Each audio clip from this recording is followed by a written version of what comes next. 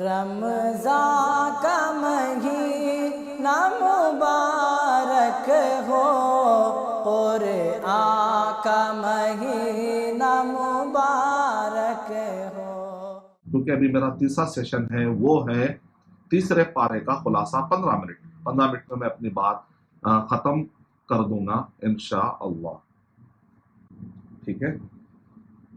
تو تیسرے پارے میں اس کے اندر ہم کو لگ بھگ ہمیں ملتے ہیں 10 یونٹ۔ تیسرا پارے کو اہل علم نے 10 یونٹ میں 10 حصوں میں بانٹا ہے، بات کو سمجھنے اور آسانی سے سمجھنے کے لیے، ٹھیک ہے۔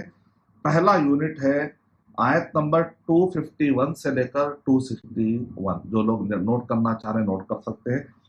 آیت نمبر 251 یعنی سورہ بقرہ، تیسرا پارہ جیسے آپ کھولتے ہیں تو سورہ بقرہ ابھی بھی جاری ہے۔ سورہ بقرہ پہلا پارے میں دوسرا پارہ اور تیسرا پارہ کا تقریباً ہاف، یعنی کہ سورہ بقرہ کافی بڑی سورت ہے۔ مدینے میں اللہ کے نبی صلی اللہ علیہ وسلم جب تشریف لائے تو سب سے پہلے اترنے والی کیا ہے؟ سورہ بقرہ۔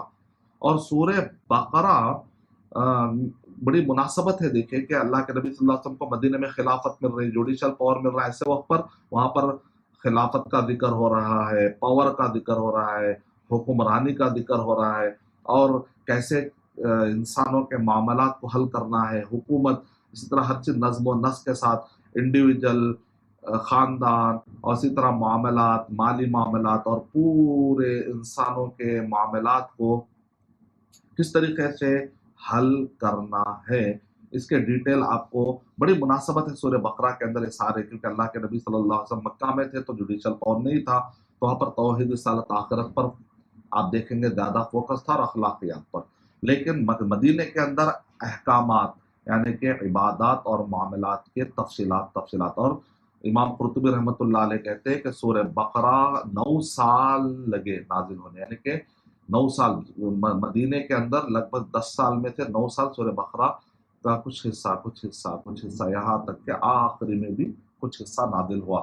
تو سورہ بقرہ ایک بہت بڑی سورت ہے۔ تو پہلا پارہ، دوسرا پارہ، کل ہم نے پہلے پارے کی تھیم، دوسرے پارے کے کتنے یونٹس ہے اور کیا تھیم ہے اس کو ہم نے جانا تھا۔ آج ہم کہہ رہے ہیں، یہ پڑھیں گے انشاءاللہ کہ تیسرے پارے میں 10 یونٹ میں بانٹا ہے اہل علم نے، اور ہر یونٹ اور ہر حصے کا اپنا ایک تھیم ہے، ایک ٹاپک ہے، ایک سبجیکٹ ہے، ایک محور ہے۔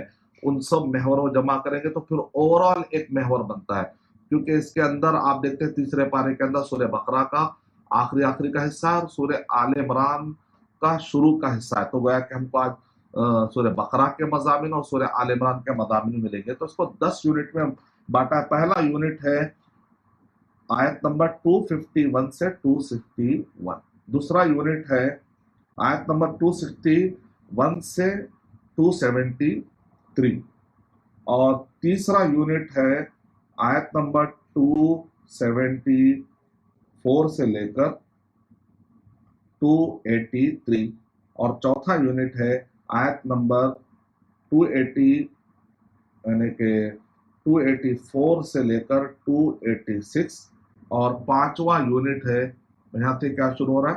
سورہ آل عمران شروع ہو رہا ہے۔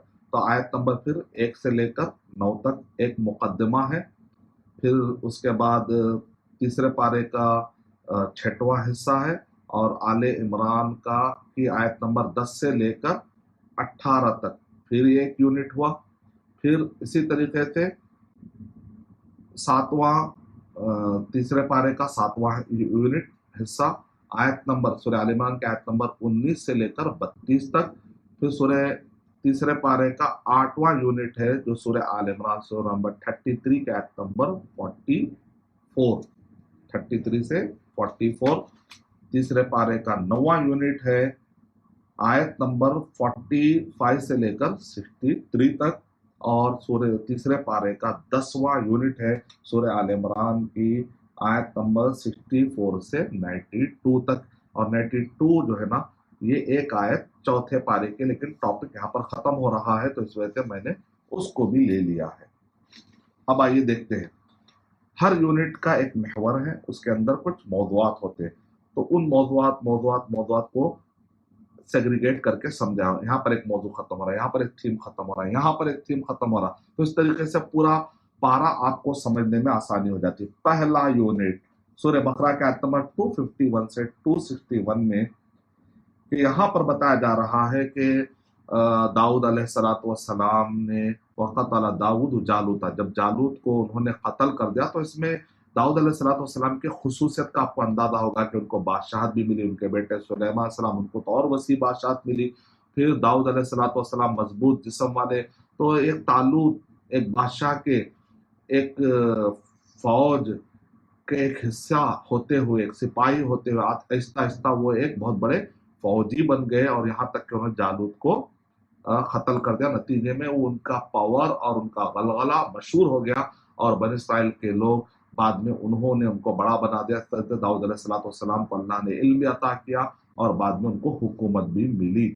तो बनी इस्राइल क्या कहते थे, हमेशा खिताल से भागते थे, खुद अपने जान को बचाने के लिए कुव्वत के इस्तेमाल से वो लोग भागते थे। तो वहां पर बताया जा रहा है कि अलम तरा इल्लज़ीना खरजू मिन दियारिहिम, यानी अपने जान को बचाने के लिए वो निकले थे। बाद लोग कहते हैं प्लेग से, ताउन से अपने आप को, है ना, लेकिन बहरहाल मौत तो आनी है, तो भागे। लेकिन अल्लाह ताला ने उनसे कहा कि तुम मर जाओ, तो उनको मौत थी, फिर उनको अल्लाह ने उठाया। तो यहाँ पर अल्लाह सुब्हानहू व तआला एक मौजज़ा जिक्र कर रहे हैं कि हकीकत में जो सच्ची खबर है उसमें बताया जा रहा है कि ऐसा हुआ माजी में। तो यहाँ पर कुरान मजीद में 5 अलग अलग किस्से बताए गए हैं, चाहे असहाब कहफ के मामले में आप गौर कीजिए, या इसी तरह सूरह बकरा के अंदर जो गाय का मसला है उसके अंदर अगर आप गौर कीजिए, या इसी तरीके से इस मसले में जो अभी हम पढ़ रहे आयत, इसमें अगर आप गौर करेंगे, या इसी तरीके से इसके बाद नमरूद के किस्से में इब्राहिम अलैहिस्सलाम ने जब कहा कि अल्लाह आप कैसे पैदा करते हैं, बताइए मरने के बाद कैसे पैदा करते हैं, तो परिंदों की मिसालें देकर जो समझाया गया कि किस तरीके से परिंदे मरने के बाद फिर जिंदा अल्लाह ताला ने किए। या इसी तरीके से उज़ैर, जैसा कि बाद मुफस्सिर कहते हैं कि उज़ैर का एक किस्सा नकल किया गया अलैहिस्सलाम का, कि किस तरीके से उनको, किस तरीके से एक आदमी वकल्लज़ी मर्रा अला क़रयतिन, एक आदमी वहां से गुजर रहा था। तो हम जनरल रखते हैं आयत के सियाक के लिए कि उस आदमी को मारा गया, फिर उसके बाद उसको जिंदा किया गया, 100 साल भी उसको पता नहीं चले कि 100 साल तक वो मरा हुआ रहा, फिर उसको जिंदा किया गया, यहाँ तक कि उसको निशानियां बताई गई कि देखो ये तुम्हारा जो गधा है उसकी क्या हालत हो चुकी है। तो उसको रियलाइज होता है कि हाँ, बहुत लंबी मुद्दत के बाद फिर मुझे उठाया गया। इन सारे किस्सों से दरअसल तौहीद, रिसालत, आखिरत है ना, आखिरत का जो एक अहम कुरान में अकीदा है उसको साबित किया गया कि जब ये सच्चे वाकयात में ये बताया जा रहा है कि ऐसा हुआ है कि तुम गोया कि तुम सामने देख रहे हो, अगर तुम गोया कि तुम सामने देख रहे हो तो जैसे तुम मान लेते हो, उससे भी ज्यादा तुमको मानना चाहिए जो कुरान में के किस्से है कि जब मरने के बाद अल्लाह ताला दोबारा उठा सकता है, जैसे ये वाकयात बता रहे हैं। तो ऐ इंसान, तो फिर तू अपने अमल में, तो अपने अकीदे में अल्लाह के कमजोर क्यों है, और अल्लाह के नाफरमानियों में तू क्यों इतना आगे बढ़ रहा है। तो ये जो सियाक चल रहा था कि तालूत का वाकया है, वहां पर जालूत का और दाऊद अलैहिस्सलाम का, इस ज़मीन में दाऊद अलैहिस्सलाम की खूबी का जिक्र हो रहा है। तो सूरह तीसरे पारे की शुरुआत हो रही, तिलकर रुसुल फद्दलना बादहुम अला बाद, कि रसूलों में भी अल्लाह ने हर एक को अलग अलग खुसूसियत और हर एक अलग फजीलत अता की है। इस दौरान में इस बात का जिक्र आया कि भाई ये सारे अंबिया कराम को एंड में इन सब का मकसद क्या, अल्लाह सुब्हानहू व तआला की तरफ, अल्लाह सुब्हानहू व तआला की तरफ बुलाने के लिए आए थे, अपनी बात कराने के लिए नहीं आए थे। तो यहाँ पर आयतुल कुर्सी का जिक्र हो रहा है, और आयतुल कुर्सी के बारे में आप जानते हैं कि इसके अंदर 10 रीजन है। और शेख अब्दुल रज़्ज़ाक अल बदर अल अब्बाद जो मस्जिद नबी के उस्ताद हैं मेरे, मैंने भी उनसे 1 साल तक पढ़ा है, तो शेख अब्दुल रज़्ज़ाक अल बदर अल अब्बाद जब वो दर्स शुरू कर किए थे, तो मुझे याद है कि हम लोग सिर्फ 4 या 5 साथी थे जो उनसे पढ़ते थे। लेकिन अभी मैं 10-15 साल के बाद पलट कर देखता हूँ, मस्जिद नबी जाता हूँ, तो उनके अतराफ में सैकड़ों तलबा है। पहली मरतबा शेख ने जब मदीना यूनिवर्सिटी में मस्जिद में उन्होंने दर्स शुरू किया था, तो 4 तलबा को लेकर उन्होंने शुरू किया था। तो उसमें अल्हम्दुलिल्लाह मैं भी एक खुश नसीबी महसूस करता हूँ कि शेख के पास मैंने इब्न तैमिया रहमतुल्लाह अलैह और इब्न क़य्यिम रहमतुल्लाह अलैह की बुक है, उनके बुक्स का खुलासा है जो शेख सादी रहमतुल्लाह अलैह ने जमा किया है। उसके अंदर 1000 उसूल है, इस्लाम के 1000 उसूल। तो अल्हम्दुलिल्लाह शेख से हमने पाबंदी के साथ وہ پورے 1000 اصول پڑھے تھے، جس میں کافی فائدہ ہوا اصولی معلومات۔ تو شیخ عبدالرزاق البدر عباد نے ایک زبردست کتاب لکھی ہے الفقہ الادعیہ والاذکار۔ تو اس کے اندر شیخ نے یہ بتایا کہ اللہ کے جو نام اور صفتیں دراصل وہ ایک ریزن ہے، اور انہوں نے آیت الکرسی کے اندر بہترین طریقے سے ثابت کر کے بتایا کہ اس کے اندر 12 ریزن ہے کہ کیوں ہم کہتے ہیں کہ اللہ ہے، اور اللہ کے علاوہ کوئی معبود برحق ہے، اللہ ہی سچا معبود برحق ہے۔ کیوں؟ الحیو القیوم لا تأخذه سنة ولا نوم له ما في السماوات وما في الأرض ما ذا الذي يشفع عنده إلا بإذنه يعلم ما بين أيديهم وما خلفهم ولا يحيطون بشيء من علمه إلا بما شاء۔ اس کے اندر 2 ریزن، وسع کرسیہ السماوات والارض ولا يؤوده حفظهما وهو العلی العظیم۔ تو یہ 12 ریزن ہیں۔ تو میں نے اسی طرح ایک غیر مسلم سے ڈسکس کرتے ہوئے کہا کہ تم اپنے خدا کا ایسے 10 چیزوں کا تعارف دو، پھر ویسے 10 چیزیں کسی میں نہ رہنا چاہیے۔ تو وہ ہکا بکا ہو گیا۔ تو پھر میں نے کہا آیت الکرسی میں 10 ایسے ریزن میں دے سکتا ہوں، ایک بچہ بھی دے سکتا ہے مسلمان کا، کیونکہ ہم سوتے وقت پر چھوٹے بچے آیت الکرسی پڑھ کر سوتے ہیں۔ تو بڑی اس کو کہتے ہیں اعظم آیت فی کتاب اللہ، بڑی عظمت والی آیت ہے، سب سے اعظم آیت اگر قرآن مجید میں ہے تو وہ آیت الکرسی، جس میں اللہ کا تعارف ہو رہا ہے۔ تو 10 پوائنٹ سننے کے بعد اس نے کہا کہ بڑا پاورفل ہے آپ کا خدا۔ میں نے کہا یہ ہمارا نہیں، سب کا خدا ہے۔ اور اسی طرح ذی سلام پر بھی تقریباً 30 ایپیسوڈ میں نے اللہ کے نام اور صفتوں کا جب میں تعارف پیش کیا تو نان مسلم نے کہا اتنا بڑا ہے کیا خدا؟ ہم جو ہے جا کر چوہوں میں، جانوروں میں جو خدا کو ڈھونڈ رہے، پتھروں میں خدا کو ڈھونڈ رہے، اتنا طاقتور جب ہے تو ہم کو کہیں جانے کی ضرورت کیا ہے؟ یوسف علیہ السلام نے وہی بات کہی تھی، ارباب متفرقون خیر ام اللہ الواحد القہار۔ کیا تم کو الگ الگ خدا چاہیے کمزور، یا ایک پاورفل خدا جو واحد ہے اور قہار ہے؟ تو لہذا اللہ کی عظمت کو سمجھنا ضروری ہے تاکہ بندہ اسلام کے تعلیمات سے صحیح طور پر حلاوت سے بہرور ہو جائے انشاءاللہ۔ تو پہلے یونٹ آیت نمبر 251 سے لے کے 261 میں یہ بھی بتایا جا رہا ہے کہ کس طریقے سے نمرود انحراف کا شکار ہوا، غلط طریقے سے گیا، کہ وہ اللہ نے پیدا کرنا اور زندہ کرنا کا جو معنی ہے اس کو سمجھ نہیں پایا۔ تو میرے ابراہیم صلی اللہ علیہ وسلم نے اس کو چت کر دیا، کہا کہ پھر تو سورج سے مغرب سے نکال کے بتا۔ جب وہ آدمی وہ نہیں سمجھ پا رہا ہے، تجاہل برت رہا ہے، جہالت میں آ رہا ہے، تو کہا تم ایسا کرو کہ یہ کرو، فبہت الذی کفر، وہ مبہوت ہو گیا۔ لیکن وہاں پر ابراہیم علیہ السلام کی تابعداری دیکھیے کہ وہ اللہ تعالیٰ سے شک نہیں کر رہے، اطمینان قلب کے لیے پوچھ رہے، اور اس کے بعد اللہ سبحانہ تعالیٰ پہ ان کا یقین بڑھ جا رہا ہے۔ تو اس کا مطلب ہے اچھے اور برے انسان کی یہی پہچان ہے کہ جب آیتیں آتی ہیں تو برا انسان اور برا ہو جاتا ہے، ہٹ درمی میں آتا ہے، تکبر کرتا ہے، نہیں مانتا ہے۔ لیکن جو اچھا انسان ہوتا ہے، جب اس کو مثالیں دی جاتی ہیں تو اس کا ایمان بڑھ جاتا ہے، جیسے ابراہیم علیہ السلام کی۔ تو دوسرا جو یونٹ ہے آیت نمبر 261 سے لے کر 273 میں، اس کے اندر انفاق، خیرات کرنے کی بات ہے، کیونکہ گزشتہ آیتوں میں ضمن میں یہ بھی بتایا جا رہا تھا کہ وہ لوگ موت سے ڈر رہے تھے، قتال سے ڈر رہے تھے، انبیاء اکرام ان سے کہہ رہے تھے کہ چلو جا کے دشمن جو حملہ کر رہا اس کو ان کی طاقت کو کمزور کریں گے تاکہ معصوموں کی حفاظت ہو، تاکہ ڈیفنس ہو، لیکن وہ لوگ جانے ریڈی نہیں، کیونکہ انسان کو جو مال کی محبت ہے نا وہ کمزور کر دیتی ہے۔ تو یہاں پر مال کے مسائل، مناسبت سے مال کے مسائل بھی بتائے جا رہے ہیں کہ دنیا، یہ مال، یہ دولت انسان پہ اتنا زیادہ حاوی نہیں ہونا چاہیے کہ وہ اسلام کے لیے، نماز کے لیے، روزے کے لیے، قرآن مجید اس کو ٹائم ہی نہیں مل رہا ہے۔ بعض لوگ کہتے ہیں میں بہت بزی ہوں، مجھے نماز پڑھنے کا ٹائم نہیں۔ تو بھائی ایک حدیث ہے، اللہ کے نبی صلی اللہ علیہ وسلم نے ارشاد فرمایا کہ اے میرے بندے تو عبادت کے لیے ٹائم نکالا کر۔ میرے بیانوں میں نے اس کا حوالہ بھی دیا، ابن ماجہ کی اس روایت کا، کہ اگر تو ٹائم نکالے گا تو میں تیرے دل کو قناعت سے بھر دوں گا اور تیرے ہاتھوں کو میں تونگری سے بھر دوں گا، مالداری سے۔ لیکن اے ابن آدم، اگر تو نماز کے لیے، عبادت کے لیے تو ٹائم نہیں نکالے گا تو میں تیرے دل کو ہمیشہ فخر و فاقے میں اور تیرے ہاتھ کو بزی کا عذاب دوں گا۔ تو کئی لوگ کہتے ہیں सुबह मैं इतना बिजी हूँ कि नमाज का टाइम नहीं मिल रहा है, कुरान मजीद का टाइम नहीं मिल रहा है, हज को जाने टाइम नहीं मिल रहा है। इसका मतलब है ऐसा तो नहीं है कि मेरे भाई आप नमाज नहीं पढ़ने की वजह से आपको ये बिजी का आदाब मिल गया कि फुल बिजी है लेकिन आखिर में प्रॉफिट नहीं है, फायदा क्या है? अल्लाह हिफाज़त फरमाए। तो आयत नंबर 261 से लेकर 273 में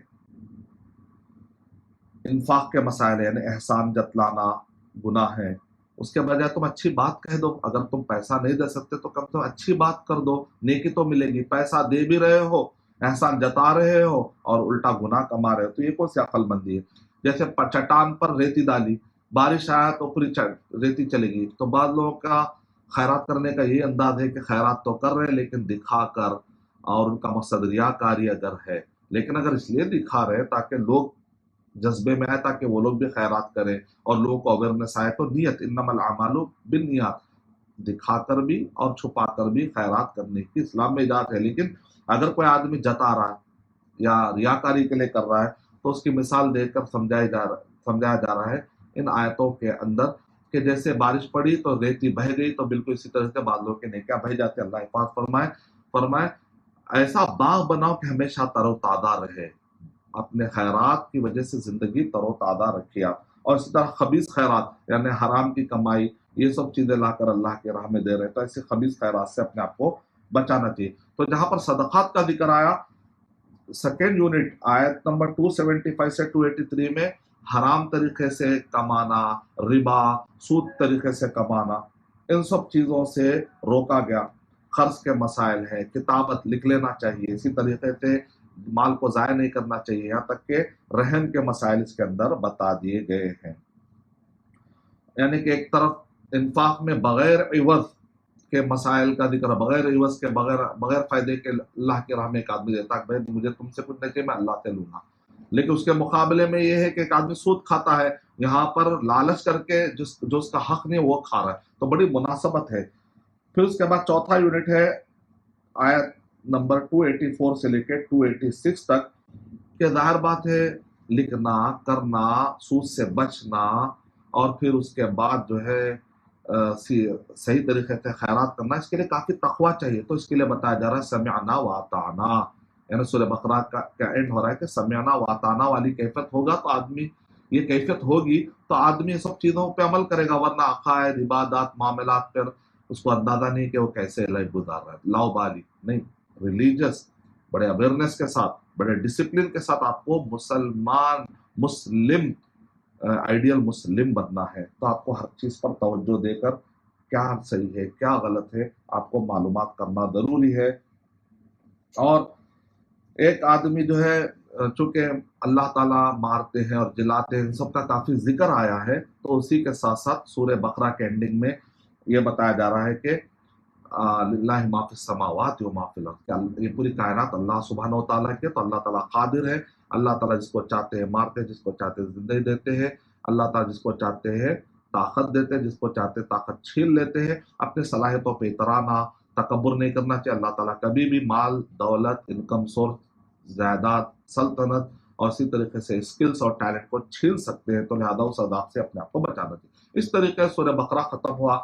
यूनिट नंबर 5 में सूरह आल इमरान शुरू हो रहा है, आयत नंबर 1 से लेकर 9 तक। यहाँ पर मुकद्दमा बांधा जा रहा है, प्रीफेस के आल इमरान यानी इमरान की फैमिली, यानी ईसाइयों को बताया जा रहा है कि तुम्हारी जब एक फैमिली है, नसब है, ईसा अलैहिस्सलाम से पहले मरियम अलैहिस्सलाम, उनसे पहले आले इमरान, फिर होते होते फिर ये इब्राहिम अलैहिस्सलाम तक, जब इतना बड़ा नसब पे गौर नहीं कर रहे हो और कह रहे हो कि आदम ईसा अलैहिस्सलाम अल्लाह के बेटे हैं, अल्लाह के बेटे हुई, क्या अकीदा है। तो एक मुकद्दमा बांधा जा रहा है कि तौरात के नुज़ूल का जिक्र हो रहा है, इंजील के नुज़ूल का जिक्र हो रहा है, वहीं पर मुतशाबिहात और मुहकमात, यानी कुरान मजीद मुतशाबिहात के 7 माने बताए गए, उसमें से एक माने का मैं जिक्र कर रहा हूँ कि कुरान मजीद में अल्लाह सुब्हानहू व तआला ने कुछ आयतें ऐसी नाजिल की है कि उसके अंदर 2 माने आते हैं, और मुहकमात वाज़ेह यानी एक ही माना आता, यानी क्लियर माना आपको आता है। तो कुछ आयतें हैं जिसके अंदर क्लियर माना आता है, कुछ आयतें जिसके अंदर आपको डबल माना आता है। तो जो बातिल परस्त होते हैं वो हमेशा क्या है, उसमें से जो गलत माना है वो निकालते हैं, लेकिन उसमें जो सच्चा माना, सही माना है, वो मुहकमात की रोशनी में समझना चाहिए। محکمات. تو محکمات جب بھی آدمی کو کوئی آدمی آپ دیکھیں گے بدعت کرنے والا یا ڈیبیٹ کرنے والا, یہاں پر ایک نقطہ ہے, ابن تیمیہ رحمۃ اللہ علیہ ڈیبیٹ میں کیسے جیتے, تو اس کے نقطے بتاتے ہیں, کہہ رہے کہ آپ کو ہمیشہ جو باطل اہل باطل ہوتے ہیں, ڈیبیٹ کرنے والے ہوتے ہیں, وہ کیا کرتے ہیں, ہمیشہ متشابہات لے کر آتے ہیں. تو اس کے اندر یہی معنی ہے نا, تو آپ کہنا اس کے اندر وہ معنی تم کیوں نہیں لے رہے, تو آپ دیکھیں گے کہ وہ کہیں گے نہیں میں وہ معنی لوں گا. جیسے مثال کے طور پر عیسیٰ علیہ السلام کے لیے کلیمتہ, ٹھیک ہے, روح منہ, تب یہ لوگ کہتے ہیں کلیمتہ, اس کا مطلب یہ ورڈ آف اللہ ہے, یہ بیٹا نہیں ہے. ارے بھائی کلیمت یعنی اللہ کے کلیمے کن سے وہ پیدا ہوئے, وہ معنی لو. تو لوگ کہتے ہیں ہم وہ معنی نہیں لیتے, ہم یہ معنی لیتے کہ اللہ نے جو کن کہا وہی کن ایک وہی کن انسان بن گیا, تو یہ اللہ کا کلام ہے, ورڈ ہے, نعوذ باللہ, یہ معنی وہ لے. تو ایسے اوپر کیا کرتے ہیں آپ, اچھا محکم آیتیں پڑھتے ہیں, محکم آیتوں میں ابن مریم, قرآن مجید میں جگہ جگہ ابن مریم, تو یہ محکم ہوا. اس کو تم محکم آیت کو سامنے رکھ کر اس کو سمجھو تو معنی سمجھ میں آئے گا, تم اگر اس کو نہیں سمجھو گے تو تم بھٹک جاؤ گے. تو اس کو کہتے ہیں متشابہات اور محکمات میں ہمارا کیا رویہ ہونا چاہیے. تو اس کے بعد یہ بتایا جا رہا ہے, اس کے بعد میں یہ بتایا جا رہا ہے کہ جب آدمی متشابہات اور محکمات کے دوران میں ایک دعا ہم کو سکھایا جا رہا ہے, ربنا لا تزغ قلوبنا بعد اذ ہدیتنا وہب لنا من لدنک رحمۃ انک انت الوہاب. مطلب کیا ہے کہ اے اللہ متشابہات میں بھٹکنے والوں کے راستے پر تو مت ہم لے جا, بلکہ محکمات کے راستے پر چلنے والوں کے حساب سے ہم کو لے کر چل, اور ہدایت آنے کے بعد ہم کو بھٹکنے کے راستے پر لے جانے سے اللہ تعالیٰ ہمیں بچائیے. کیونکہ لوگ آ کر شبہات ڈالتے ہیں, یہ کیا ہے, یہ کیا ہے. تو بہت سارے مسلمان کیا کرتے ہیں, ارے عیسائی صحیح کہہ رہے ہیں نا, قرآن مجید میں کلمت ہے, قرآن مجید میں روح, تو ہم کہہ رہے ہیں بدھو محکمات عیسی ابن مریم نے پڑھے, ارے ہاں پڑھا. تو بعض اوقات بدھو قسم کے لوگ جو ہے جو علم حاصل نہیں کرتے, لوگوں کی باتوں میں آتا ہے, اور ان کا بھٹکانے والوں کا مقصد ہی وہی ہوتا ہے کہ ایسی آیتیں اس کے اندر ڈبل میننگ ہے, لا کر آپ کو بھٹکانے کی کوشش کرتے ہیں. تو فوراً آپ متشابہات اور محکمات کو دماغ میں لائیے, دعا کیجیے, ربنا لا تزغ قلوبنا بعد اذ ہدیتنا وہب لنا من لدنک رحمہ. اے اللہ آپ ہمارے دلوں کو بھٹکنے والے راستے پر جانے سے اللہ تعالیٰ ہمیں بچائیے, ہدایت کے بعد ہمارے دلوں کو بھٹکائیے مت, اور غلط راستے پر جانے سے ہمیں بچائیے. تو یہ دعا کرتے رہنا چاہیے. 6ویں یونٹ میں سورہ آل عمران سورہ نمبر 3 کے آیت نمبر 10 سے لے کے 18 میں اور ایک مقدمہ اور ایک پریفیس, یعنی عیسائیوں کو سمجھانے کے لیے بتایا جا رہا ہے کہ دیکھو کفر کے راستے پر مت جاؤ. اس سے پہلے فرعونی آئے, کفر کے راستے پر گئے, تباہ ہو گئے, اور جنگ بدر میں بھی بہت سارے فرعونی کفار قریش کے مارے گئے. اے اہل کتاب تم ان کے راستے پر مت چلو, یہاں پر نصیحت کی جا رہی ہے. لیکن لوگ ہدایت پر آتے نہیں ہیں, تو اس کے 3 ریزن بتائے جا رہے ہیں. 3 ریزن ہے جو ہدایت کے لیے رکاوٹ ہے. نمبر 1 شبہات, ڈاؤٹس, اسلام کے بارے میں ڈاؤٹ, تو ڈاؤٹ ڈالنے والوں سے دور رہنا چاہیے. اس کا علاج کیا ہے, علم. اچھا دوسرا ہے شہوات, گندے خیالات, خواہشات. ان خواہشات کو پورا کرنے کے لیے بعض لوگ نعوذ باللہ اسلام کو چھوڑ دیتے ہیں. تو اس کا علاج کیا ہے, عمل صالح. تو علم نافع اور عمل صالح, تو اس کے لیے نیک لوگوں کی صحبت. تو علم کیا کرتا ہے, علم شبہات کو اور شہوات کو مٹا دیتا ہے. تیسرا ہے آخرت کا تصور کمزور ہو جانا, اس وجہ سے بھی آدمی بھٹک جاتا ہے. 7واں یونٹ سورہ آل عمران کے آیت نمبر 19 سے 32 میں, کہ جب مقدمہ بتا دیا گیا کہ عیسائی حضرات کہاں سے بھٹک رہے ہیں, ان کو نصیحت کر دی گئی, تو عظمت اسلام بتایا جا رہا ہے, ان الدین عند اللہ الاسلام. اور اسی طریقے سے اب امت مسلمہ کو قیادت کیوں دی جا رہی ہے, اہل کتاب سے قیادت کیوں چھینی جا رہی ہے, کیونکہ وہ شبہات میں, شہوات میں, متشابہات میں پڑے ہوئے ہیں, محکمات کی طرف آنے کی امید نہیں ہے. لیکن اب امت مسلمہ تیار ہو چکی ہے, وہ محکمات, وہ کلیئر اسلام کو لے کر آگے بڑھیں گے. وہ لوگ جو مبدل اسلام کو, اسلام کے نام پہ غیر اسلام کو پھیلا رہے ہیں, اب ان کو ہٹا دیا جاتا ہے. جو اسلام کو پیور طریقے سے قائم کریں گے, اب انہی کو ترقی ہے, وہی لوگ آگے بڑھیں گے. پھر اس کے بعد یونٹ نمبر 8 میں بتایا جا رہا ہے سورہ آل عمران سورہ نمبر 3 کے آیت نمبر 33 سے لے کر 44 کے درمیان, کہ اللہ کے نبی کی اتباع کی اہمیت کا ذکر آیا, تو فوراً کہا کہ इनसे पहले का यानी ईसा को समझाने के लिए यहाँ पर बताया जा रहा है कि आदम अलैहिस्सलाम जो पहले अब्बू है सबके इंसानों के, और नूह अलैहिस्सलाम को कहते हैं आदम सगीर, छोटे अब्बू, यानी और एक अब्बू।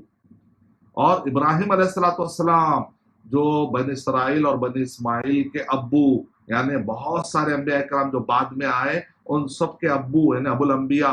या तीन बड़े अब्बू के जिक्र करने के बाद फिर उसके बाद आले इमरान, यानी ए ईसाइयों तुम्हारा नसब में आले इमरान है, तुम्हारे नसब में इब्राहिम अलैहिस्सलाम का जिक्र है, तुम्हारे नसब में आदम अलैहिस्सलाम का, नूह अलैहिस्सलाम का जिक्र हो रहा है। तुम ये क्या अकीदा बना रहे हो कि इब्नुल्लाह, अल्लाह का बेटा, अल्लाह का बेटा, बाद आ जाओ। तो यहाँ पर ईसा को समझा जा रहा है। और पैदाइश की अलग अलग मिसालें भी आपको मिलती है इस यूनिट के अंदर। जकरिया अलैहिस्सलाम और इसी तरीके से आदम अलैहिस्सलाम को कैसे अल्लाह ने पैदा किया, फिर इसी तरीके से मौजज़े ईसा अलैहिस्सलाम के। तो अल्लाह ताला बता रहे हैं कि ये अल्लाह ताला के अजायब, अल्लाह ने अजायबात बयान किए हैं, अल्लाह ताला की कुदरत है, उसके मज़ाहिर हैं, ये अल्लाह के मौजज़ात है। लेकिन तुम ऐसा इतना मुतासिर क्यों हो गए कि तुम इब्नुल्लाह कहने लगे? ये अंबिया किराम है, ये रसूल है, नेक लोग हैं, अल्लाह ताला उनको मौजज़े देते हैं। इस मौजज़े को तुम और माने में लेकर इलाह के दर्जे पर क्यों लेकर चले गए? ये गुलू से बचो। उसके बाद 9 यूनिट नंबर 9 में है आयत नंबर 45 से लेकर 63 तक ईसा अलैहिस्सलाम का की हकीकत, यानी ईसा अलैहिस्सलाम बचपन में उन्होंने कैसे बात किया, और इसी तरीके से वो कहला की उम्र तक भी बात करेंगे, यानी अधेड़ उम्र की उम्र तक भी बात करेंगे। तो यही से साबित किया है कि वो दोबारा नाजिल होंगे। ईसा अलैहिस्सलाम अधेड़ उम्र में बात करेंगे। और ईसा अलैहिस्सलाम के मौजूदात का जिक्र हुआ। यहाँ पर ईसा अलैहिस्सलाम के खिलाफ में जो मकर हो रहा था, फलम्मा अहस्सा ईसा मिनहुमुल कुफ्रा, तो फिर उसके बाद ईसा अलैहिस्सलाम को आसमान में जिंदा उठा लिया गया। बाद लोग अकीदा रखते हैं कि ईसा अलैहिस्सलाम इंतकाल फरमा गए, नऊज़ बिल्लाह, ऐसी बात है। ईसा अलैहिस्सलाम आसमान में जिंदा है। इसके लिए यूट्यूब पर मेरा बयान है कि Jesus is alive, never died, 52 reason. Bible से भी मैंने मिसालें दी, कुरान में से 10 आयतें मैंने दी, बाइबल से लगभग जो है 20 से ज्यादा, और उसके बाद 23 लगभग जो है पूरे अकली दलाइल मैंने देकर समझाया है। तो आप वो उर्दू में भी है, अरबी में भी है और इंग्लिश में भी है। यूट्यूब पे आप Jesus is alive, never died, Arshad Bashir Madani, तो आपको उर्दू में, इंग्लिश में और अरबी में ये बयान मिल जाएगा, तो आप पढ़िए इंशाल्लाह। और फिर यहाँ पर इस यूनिट में मुबाहले का भी जिक्र है कि वो नजरात से जो ईसाई आए थे, तो गया कि इसके अंदर शुबहात और शहवात, ओहद के वाक़यात जिक्र किए गए सूरह आल इमरान के अंदर, और शुबहात पे रद्द किया गया, शहवात पे रद्द किया गया। और इसके अंदर हुब्बुश शहवात की मिसालें दी गई कि इंसान शहवतों में, बुरे अखलाक में कब मुब्तला हो जाता है, वो बताया गया। इसके अंदर मुबाहले का भी जिक्र है कि चलो आ जाओ कि देखेंगे कौन हक पर है, तुम अपने बच्चों को ला लो, हम भी अपने बच्चों को ला लेते हैं, देखते हैं अल्लाह ताला किस पर तबाही नादिल करते, ताकि अवाम को पता चल जाए कौन हक पर है। इसको कहते हैं मुबाहला। तो उसमें मुबाहले का भी जिक्र है। अल्लाह के नबी सल्लल्लाहु अलैहि वसल्लम तैयार हो गए, लेकिन वो ईसाई जो है वो लोग भाग गए। नुक्ता आखिरी जो यूनिट है सूरह तीसरे पारे का आखिरी यूनिट, हदीस आयत नंबर सूरह आल इमरान के आयत नंबर 64 से लेकर 92 तक। यहाँ पर इब्राहिम अलैहिस्सलाम बरी है यहूद और नसारा जो गलत अकीदे मंसूब कर दिए, जलालत और गुमराही के गलत गलत चीज़ें इब्राहिम अलैहिस्सलाम के अकाउंट में डाल डाल कर, तो यहाँ पर वादे किया गया, उनके शुबहात को दूर किया गया, रद्द करते हुए इब्राहिम अलैहिस्सलाम का सही अकीदा क्या था, वो हनीफ थे, वो मुस्लिम थे। और यहाँ पर अल्लाह के नबी सल्लल्लाहु अलैहि वसल्लम के ज़माने में यहूदी किस किस तरीके से शरारत कर रहे थे, ईसाई अहले किताब किस तरीके से आपस में शरारत कर रहे थे, उन सब चीज़ों का रद्द किया गया है। और यहीं पर आयत नंबर 85 में अब आप पढ़ते हैं, उससे पहले की आयत नंबर 83 में, कि हर नबी को अल्लाह ने ये वादा लिया था कि मोहम्मद सल्लल्लाहु अलैहि वसल्लम आएंगे और उसको मानना है। तो देखा आपने मोहम्मद सल्लल्लाहु अलैहि वसल्लम की जो पेशन गोया भी जो आई थी, क्योंकि उनको इन्फॉर्म किया गया था। तो अहद कदीम अहद जदीद में आप देखते हैं बड़े पैमाने पर जो आपको मिलते हैं पेशन गोया, तो कुरान मजीद से साबित है वो कि अल्लाह ताला ने नबियों से वादा लिया था, हर नबी से کہ آپ محمد صلی اللہ علیہ وسلم کے نبوت کو مانیں گے. گویا کہ اتنا بڑا مقام ہے کہ ہر نبی آنے والے آخری نبی محمد مصطفیٰ صلی اللہ علیہ وسلم کے بارے میں خوشخبری دے رہے ہیں اور اللہ تعالیٰ ان سے عہد و پیمان لے رہے ہیں. اور یہیں پر ہے وَمَن يَبْتَغِ غَيْرَ الْإِسْلَامِ دِينًا فَلَن يُقْبَلَ مِنْهُ. میں اس پر اپنی بات ختم کر دیتا ہوں کہ جب میں گجرات گیا تھا تو وہاں پر ایک عیسائی جس نے کہا تقریباً 30 سال سے کچھ وہ چرچ میں وہ سروس دے رہے ہیں، اور ایک ہندو پنڈت بھی آئے تھے کہ وہ بھی تقریباً بڑی عمر کے تھے. تو کہہ رہے ہیں کہ ہم کئی سالوں سے جو ہے نا اس پر لیکن سکون نہیں ہے، اور لیکن ہم اسلام کو بھی قبول کرنا چاہ رہے ہیں، لیکن ہمارے پاس کچھ سوالات ہیں. میں نے کہا کتنے سوالات ہیں؟ انہوں نے کہا کم سے کم 1000 سوالات ہیں. تو میں نے کہا میری بھی عمر ختم ہو جائے گی، آپ کی بھی عمر ختم ہو جائے گی، لیکن میں آپ کو میں خود ایک سوال کرتا ہوں، اس کا جواب حل کر لیجئے، آپ کو باقی کے پورے سوالات حل ہو جائیں گے انشاءاللہ. تو انہوں نے کہا ٹھیک ہے، آسان راستہ ہے سمجھنے کے لیے. تو ان کے نیت ایسا لگ رہا تھا کہ وہ لوگ ہدایت کی تڑپ میں تھے. دیکھا اللہ تعالیٰ جب آدمی ہدایت کے لیے نکلتا ہے، وہ لوگ چاہ رہے تھے کہ سچا راستہ ہے کیا جانے، کوئی ہٹ درمی نہیں، کوئی ایسا بدتمیزی نہیں تھی، لیکن وہ لوگ کہہ رہے تھے کہ ہمارے پاس سوالات بہت ہیں، اس کے جوابات دیں گے تو اسلام قبول کریں گے ورنہ نہیں کریں گے. یہ بھی کلیئر ساتھ میں سننے کے موڈ میں ہے، لیکن ڈاؤٹ جو ہے جینیون ان کے دماغ میں جو آئے ہیں وہ ڈاؤٹ کا جینیونلی اظہار کر رہے تھے. تو میں نے ان سے کہا اچھا ٹیکسٹ کی شکل میں مجھے بتائیے کہ آپ جو کتابیں پڑھ رہے ہیں اس کے اندر کہیں لکھا ہوا ہے کہ آپ جو راستے پر چل رہے ہیں یعنی پورے ویدوں کے اندر کہ ہندو مت سے نجات مل جاتی ہے اور یہ طریقے سے نجات مل جاتی ہے. تو ہندو ازم پر چلنے سے نجات ملتی ہے.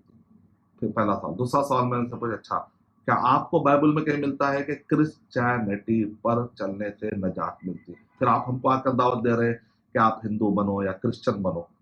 تو پھر ہم آپ سے سوال کر رہے ہیں. تو انہوں نے کہا کہ بھائی ایسا تو یاد نہیں آ رہا ٹیکسٹ. اچھا آپ بتائیے کہ اسلام سے نجات مل جاتی ہے اگر آپ اسلام پر چلیں گے ورنہ نجات نہیں ملتی، آپ ایک ٹیکسٹ کی شکل میں بتائیے.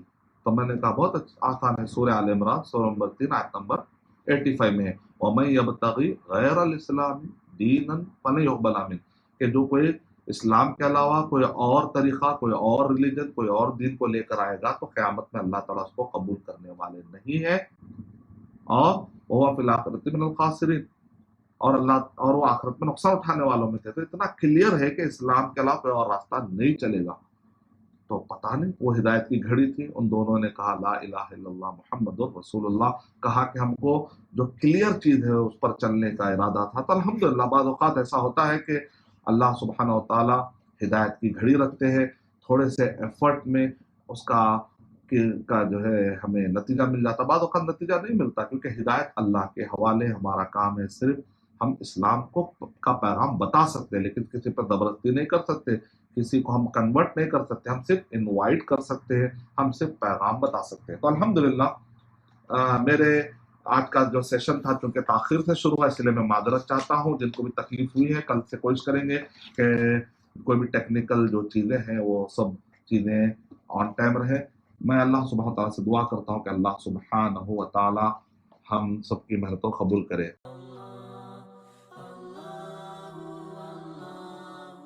For authentic Islamic information, please log on to www.askislampedia.com.